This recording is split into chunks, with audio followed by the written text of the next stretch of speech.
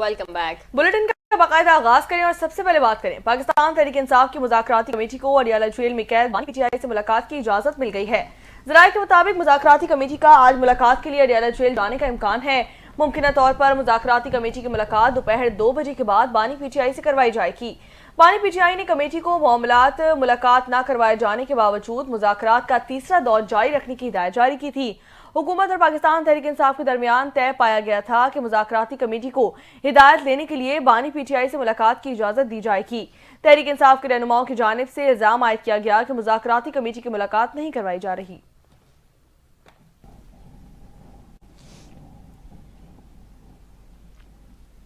अहम खबर आपको दें, स्पीकर कौमी असम्बली अयाज सादिक की काविशों की बदौलत पीटीआई की मुज़ाकराती कमेटी की बानी तहरीक इंसाफ से मुलाकात मुतवक्के है। ज़राए के मुताबिक तहरीक इंसाफ और हुकूमत के मुज़ाकरात के मामले पर उमर अयूब के पैगाम के बाद स्पीकर कौमी असम्बली अयाज सादिक ने तहरीक इंसाफ के रहनुमाओं असद कैसर और उमर अयूब से राबता किया। उमर अयूब ने स्पीकर अयाज सादिक को मोबाइल फ़ोन पर पैगाम भेजा। स्पीकर अयाज सादिक के राबते करने पर पीटीआई मुज़ाकराती कमेटी ने बानी पीटीआई से मुलाकात के मामले पर बातचीत की, जिस पर अयाज सादिक ने कहा कि बानी पीटीआई से मुलाकात करवाना पहले भी मेरी जिम्मेदारी नहीं थी और अब भी नहीं है, ताहम मुज़ाकराती कमेटी की मुलाकात करवाने की कोशिश करूंगा। ज़राए के मुताबिक स्पीकर कौमी असम्बली ने मुज़ाकराती टीम की मुलाकात के लिए हुकूमती हुक्काम से राबता किया, जिसके बाद इम्कान है कि आइंदा 2 रोज़ के दौरान पीटीआई मुज़ाकराती टीम की बानी पीटीआई से मुलाकात हो सकती है।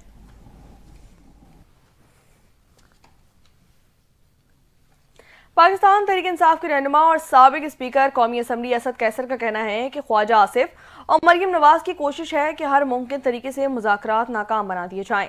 मुज़ाकरात से मुतालिक हमारी कमिटमेंट है, इसलिए एतमाद से बात कर रहे हैं।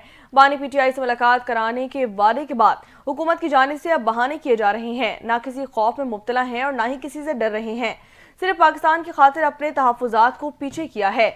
असद कैसर का मजीद कहना था कि मरियम नवाज और ख्वाजा आसिफ की बातों पर अफसोस है।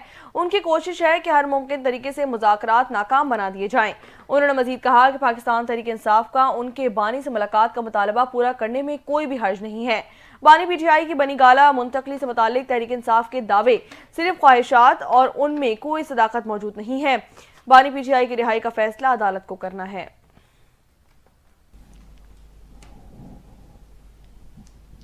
आपको बताएं कि हुकूमती मुज़ाकराती कमेटी के रुकन इरफान सदीकी ने कहा है कि मुज़ाकरात ट्रैक पर हैं, कोई पीछे नहीं हटा। बानी पीटीआई के बयान में बराह रास्त वज़ीर आज़म की ज़ात पर हमला किया गया। अगली मीटिंग में दरख्वास्त करेंगे कि ऐसे बयानात न आए। मुज़ाकरात में जो इस वक्त सूरत हाल है उसकी जिम्मेदार नून लीग नहीं। सेनेटर इरफान सदीकी ने कहा कि पहली मीटिंग में भी हमने किसी से राबता नहीं किया था, लेकिन वो चीज़ें आगे पहुँच गईं। दूसरी मीटिंग में तय हुआ था कि अब राबता पीटीआई की तरफ से होगा। तय हो जाना चाहिए कि कोई बात अगर आगे जानी है तो ये जिम्मेदारी किसकी है। उन्होंने कहा कि कोई पीछे नहीं हटा, मुज़ाकरात ट्रैक पर हैं। बानी पीटीआई का बयान दूसरी मीटिंग के बाद आया है। उनके बयान में बराह रास्त वज़ीर आज़म की ज़ात पर हमला किया गया। अगली मीटिंग में हम उनसे इल्तमास करेंगे कि ऐसे बयानात नहीं आने चाहिए।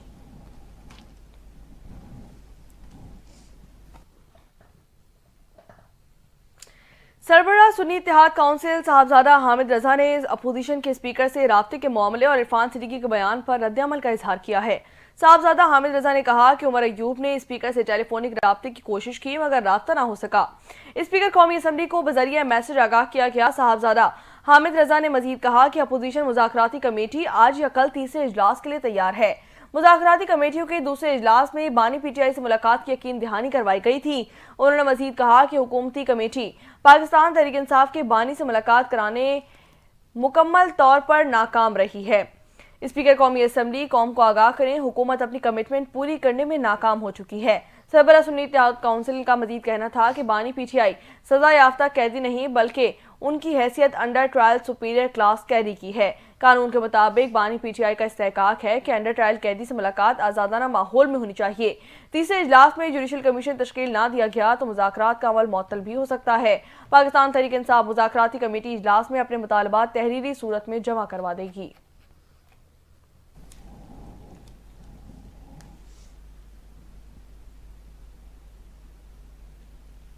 दूसरी जानिब मुस्लिम लीग नून के रहनुमा और मेंबर कौमी असम्बली तारिक फजल चौधरी ने कहा है कि बानी पीटीआई ने एक कागज लहराकर साइफर का ड्रामा रचाया। पहले कहा गया अमेरिकी गुलामी नामंजूर, अब कह रहे हैं मुझे कैद से आज़ाद कराओ। मुल्क को बहुत ज़्यादा चैलेंजेस दरपेश हैं, दहशतगर्दी जैसे चैलेंजेस का सामना है। हमारी पूरी तवज्जो मुल्क को आगे लेकर जाने पर है। तारिक फजल चौधरी ने मजीद कहा कि हुकूमत बगैर किसी दबाव के मुज़ाकरात की टेबल पर आई, हमेशा संजीदगी से मामलात को चलाने की बात की। हुकूमत खुले दिल और खुले जहन के साथ मुज़ाकरात में बैठी है। मुज़ाकरात की कामयाबी से मुल्क के अवाम को फ़ायदा होगा। बानी पीटीआई अडियाला जेल में हो या बनी गाला में, कोई मसला नहीं। मुज़ाकरात का बानी पीटीआई की रिहाई से कोई ताल्लुक नहीं। बानी पीटीआई की रिहाई अदालतों से ही मुमकिन है। कुछ लोग मीडिया में जिंदा रहने के लिए बयानात देते रहते हैं। दुनिया का कोई मुल्क एस्टैब्लिशमेंट की सपोर्ट के बगैर नहीं चल सकता। बानी पीटीआई जो ज्यादा गाली देता था उसको शाबाश देते थे।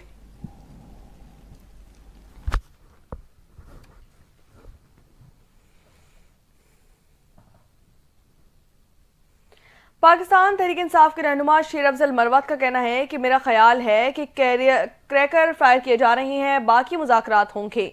उन्होंने कहा कि स्पीकर बैरून मुल्क थे, उनका बयान देखा गया है कि लेकिन उनमें ज़ाती तौर पर समझौता हो कि वो कन्वीनियर हैं। उनको इल्म है कि हम मुतालबात तहरीरी तौर पर देने से इत्तेफाक कर गए हैं, लिहाजा उनको तारीख रखकर इजलास बुलाना चाहिए। शेर अफजल मरवत का मजीद कहना था कि मेरा नहीं ख्याल कि मुलाकात कराना कोई इतना संजीदा मसला है, क्योंकि बानी पीटीआई ने खुद कहा है कि अगर वो मुलाकात भी नहीं करवाते तब भी आप उनके साथ एक टेबल पर बैठेंगे।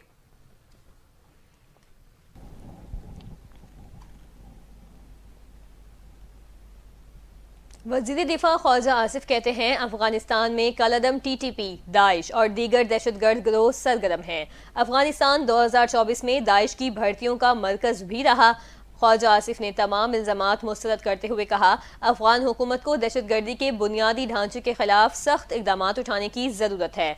मज़ीद जानते हैं इस रिपोर्ट में। वज़ीर दिफा ख्वाजा आसिफ ने अफगानिस्तान के कायम मकाम वज़ीर ख़ारजा के बयान पर सख्त रद्द-ए-अमल देते हुए इल्ज़ामात मुस्तरद कर दिए। समाजी राब्ते की वेबसाइट एक्स पर जारी अपने बयान में वज़ीर दिफा ने कहा कि अफगानिस्तान के कायम मकाम वज़ीर ख़ारजा के इल्ज़ामात पाकिस्तान पर मलबा डालने की कोशिश है। उन्होंने कहा कि UN मॉनिटरिंग टीम की रिपोर्ट के मुताबिक अफगानिस्तान में कलअदम TTP, अलकायदा, दाइश समेत 2 दर्जन से जायद दहशतगर्द ग्रुप ऑपरेट कर रहे हैं, जबकि अफगानिस्तान 2024 में दाइश की भर्तियों और सहूलतकारी का मरकज बना रहा। ख्वाजा आसिफ ने मजीद कहा कि अबूरी अफगान हुकाम दहशतगर्दी के बुनियादी ढांचे और अफगान सरजमीन को दूसरे ममालिक के खिलाफ इस्तेमाल होने से रोकने के लिए इकदाम करें। आगे बढ़े और यहाँ आपको बताएं कि वज़ीर-ए-आला पंजाब ने अपना घर प्रोग्राम के लिए 62 अरब की मंजूरी दे दी है। वज़ीर-ए-आला पंजाब मरियम नवाज की ज़ेर सदारत इजलास मरियम नवाज ने मई तक 40,000 अफराद को कर्ज फराहमी का हरफ मुकर्रर कर दिया है। वज़ीर-ए-आला पंजाब ने अपना घर प्रोग्राम लोन देने का अमल जल्द मुकम्मल करने की हिदायत जारी कर दी है। वज़ीर-ए-आला पंजाब मरियम नवाज ने कर्ज 15 से 20 लाख करने की तजवीज़ का जायजा लेने का हुक्म दे दिया। मरियम नवाज का कहना था कि अपना घर बुनियादी हक है, चाहती हूँ कि हर बेघर के पास अपनी छत मौजूद हो।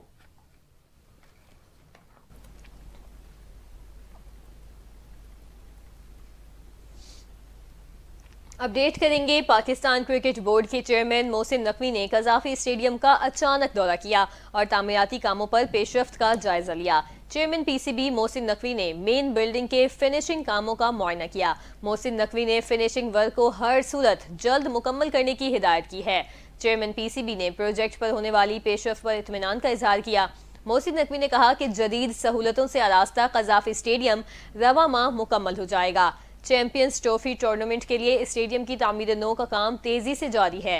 मोहसिन नकवी ने मजीद कहा कि शायकीन क्रिकेट के लिए नई कुर्सियां और नई LED लाइट्स लगाई जा रही हैं। शायकीन मैच के साथ लेजर लाइट शो से भी महजूज हो सकेंगे।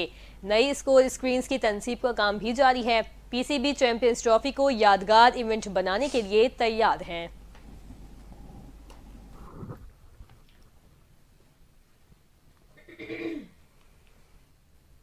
कुरम में क़याम अमन के लिए एपेक्स कमेटी के फैसलों पर अमल दरामद शुरू हो गया। बालिश खेल और करकली में आज बंकर्स तबाह किए जाएंगे। अमन मुआहदे के तहत बंकर्स तबाह करने का पहला मरहला आज से शुरू किया जाएगा।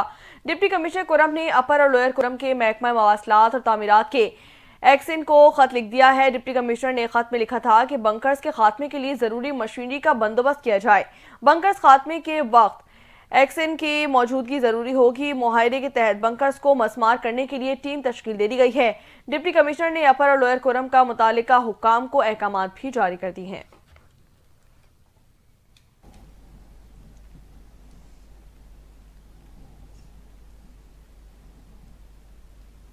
जिला इंतजामिया का कहना है कि अपर कुलम के इलाकों में ग़िज़ाई अशिया और अद्वियात पहुंचा दी गई हैं। इंतजामिया के मुताबिक गौस घड़ी 1, बुशहरा में 4 और तरी मंगल को 7 ट्रक सामान पहुंचाया गया।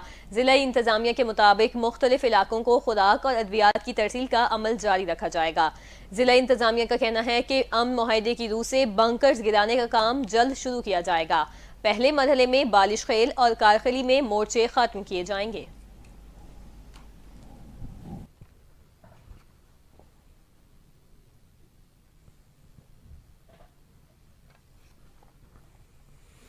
यहाँ आपको बताएं कि कोटा के नवाही इलाके संजदी में कोयले की कान में फंसे मजीद 6 मजदूरों की लाशें निकाली गई हैं। अब तक निकाली गई लाशों की तादाद 10 हो चुकी है, जबकि 2 की तलाश इस वक्त जारी है। चीफ इंस्पेक्टर माइंस के मुताबिक कोयले की कान में अब भी मजीद 2 कारकुनों की लाशें फंसी हुई हैं, जिन्हें निकालने के लिए रेस्क्यू ऑपरेशन जारी है। महकमा माइंस ने कान के मालिक के खिलाफ कानूनी कार्रवाई का फैसला भी कर लिया है। चीफ माइंस इंस्पेक्टर ने डिप्टी कमिश्नर को मुकदमा दर्ज करने के लिए खत अरसाल कर दिया है। खत में कहा गया कि कोल माइंस कमेटी ने हिफाजती इकदाम नहीं किए। वज़ीर मादनियात मीर शुएब ने कहा कि कानून में हिफाजती इकदाम ना होने पर सख्त कार्रवाई होगी। हादसे के जिम्मेदारों को कानून के कटघरे में लाया जाएगा।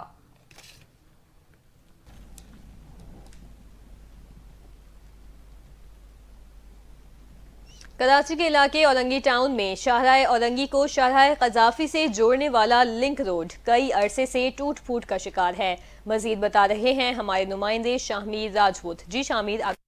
अजी इस वक्त मैं मौजूद डिस्ट्रिक्ट वेस्ट के उस लिंक रोड पर जो शाहराह औरंगी को शाहराह कज़ाफी से जोड़ता है, और उस लिंक रोड पर वाक़ पुलिया जो उस लिंक रोड की आवाम को एक दूसरे से जोड़ती है। मेरे अक़ब में आप देख सकते हैं, ये वो पुलिया है जो टूट फूट का शिकार है। यहाँ से गुजरने वाला ट्रैफिक और गुजरने वाले शहरी वो बहुत अजियत में मुब्तला हैं कि जिस दिन यहाँ लाइन का पानी ऑन हो जाता है तो इस पुलिया के ऊपर जो गड़े हुए गड्ढे हैं वो गड्ढे दिखना बंद हो जाते हैं, जिसकी वजह से हादसा रोनुमा होते हैं। यहाँ पर आए दिन एक्सीडेंट होते हैं, किसी का पाँव टूट जाता है तो किसी का हाथ। अब तक जो है वो जानी नुकसान की इतला तो यहाँ नहीं है, लेकिन इदारे जो इस पुलिया को ठीक नहीं कर रहे हैं, इसकी कारपेटिंग नहीं कर रहे हैं, वो चाहते हैं शायद कि यहाँ पर एक जानी नुकसान भी हो ताकि लोगों को और इदारों को पता चले कि हाँ अब यहाँ पर इसको बनाने की ज़रूरत है। एक शहरी हमारे साथ मौजूद हैं जो जिनसे हम बात करते हैं, यहाँ के रिहायशी भी हैं, कि आखिरकार उस पुल को तामीर ना करने की, इस पुलिया को ना बनाने की क्या वजह है और इदारे इतना सुस्त रवि का शिकार क्यों हैं। आइए हम जानते हैं उस शहरी से। बिस्मिल्लाहिर्रहमानिर्रहीम। मैं इस इलाके के रहायशी हूँ। सेक्टर नंबर 12 में मैं सन 67 से मेरे रहायश है। उसके बाद फिर ये सन 67 से जो है ना, ये पुल बनी तो नहीं, ये पुल बनी थी नेमतुल्लाह खान के ज़माने में, जब सिटी गवर्नमेंट नेमतुल्लाह खान के चेयरमैनशिप और उसके बाद फिर कारी अहमद हुसैन साहब के निज़ामत में ये रोड बनी थी। ये रोड जिस तरह आपको पता है कि शाहराह कज़ाफी और शाहराह औरंगी से जोड़ती हैं, इसी तरह एक दूसरे के पूरे औरंगी के जो लोग हैं वो एक दूसरे से जोड़ती हैं।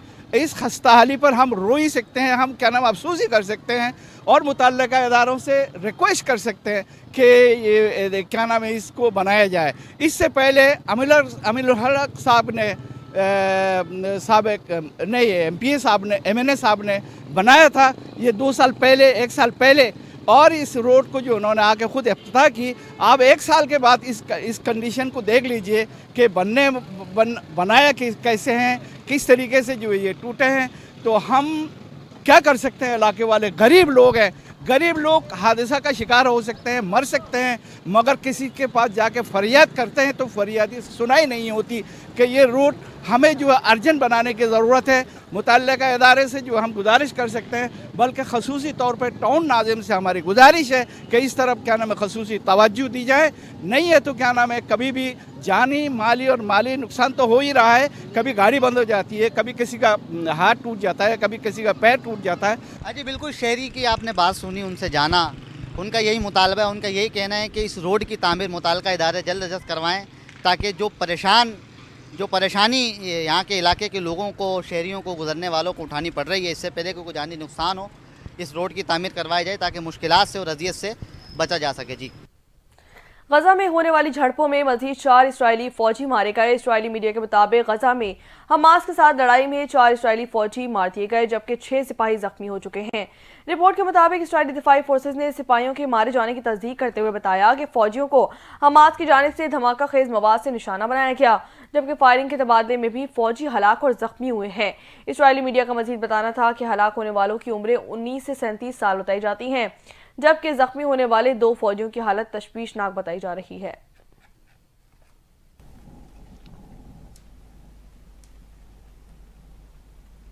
आपको बताएं कि अमेरिकी शहर लॉस एंजलिस में मंगल से लगी तारीख की बदतरीन आग पर काबू न पाया जा सका।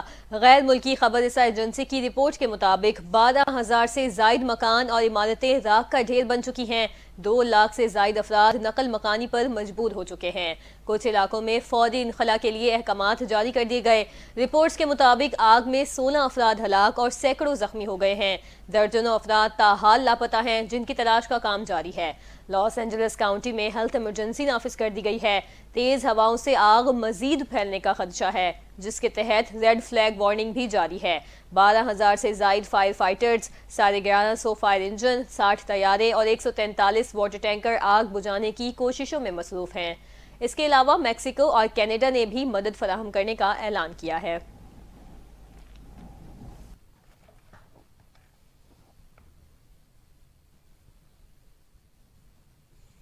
बात करेंगे कुछ खेल के मैदान से, तो आपको बताएं कि पाकिस्तान में सैफ अली की सीरीज और चैंपियंस ट्रॉफी के लिए न्यूजीलैंड ने टीम का ऐलान कर दिया है। न्यूजीलैंड टीम की क़यादत मिचेल करेंगे। ब्लैक कैप स्क्वाड में कैन विलियमसन और डैरिल मिचेल शामिल कर दिए गए हैं। माइकल, मार्क और डेविन और लॉकी भी न्यूजीलैंड टीम का हिस्सा हैं। मैट हेनरी, टॉम लेथन और ग्लेन फिलिप्स भी पाकिस्तान में होने वाले मेगा इवेंट के न्यूजीलैंड स्क्वाड में शामिल कर दिए गए।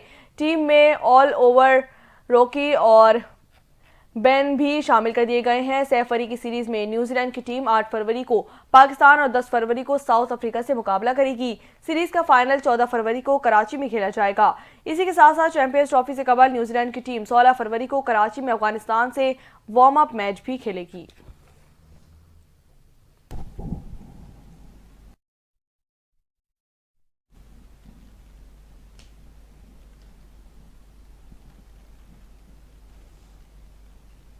अपडेट करेंगे आईसीसी चैंपियंस ट्रॉफी से कबल भारतीय क्रिकेट टीम को बड़ा धचका। फास्ट बॉलर जसप्रीत बुमराह के चैंपियंस ट्रॉफी के ग्रुप मैचेस न खेलने का इम्कान है। भारतीय मीडिया के मुताबिक जसप्रीत बुमराह की कमर में सूजन की तशखीस हो गई है। बुमराह बोर्ड गावस्कर ट्रॉफी के सिडनी टेस्ट में कमर की तकलीफ का शिकार हुए थे। फास्ट बॉलर बुमराह को इंग्लैंड के खिलाफ सीरीज के लिए T20 स्क्वाड में शामिल नहीं किया गया। जसप्रीत क्रिकेट एकेडमी बेंगलुरु में रिपोर्ट करेंगे। सिलेक्शन कमेटी को इनकी फिटनेस रिपोर्ट से आगाह कर दिया गया है। चैंपियंस ट्रॉफी के लिए इब्तदाई स्क्वाड आईसीसी को जमा कराने की आज आखिरी तारीख है। भारत ने चैंपियंस ट्रॉफी के लिए स्क्वाड जमा करने की तारीख में तौसी मांग रखी है।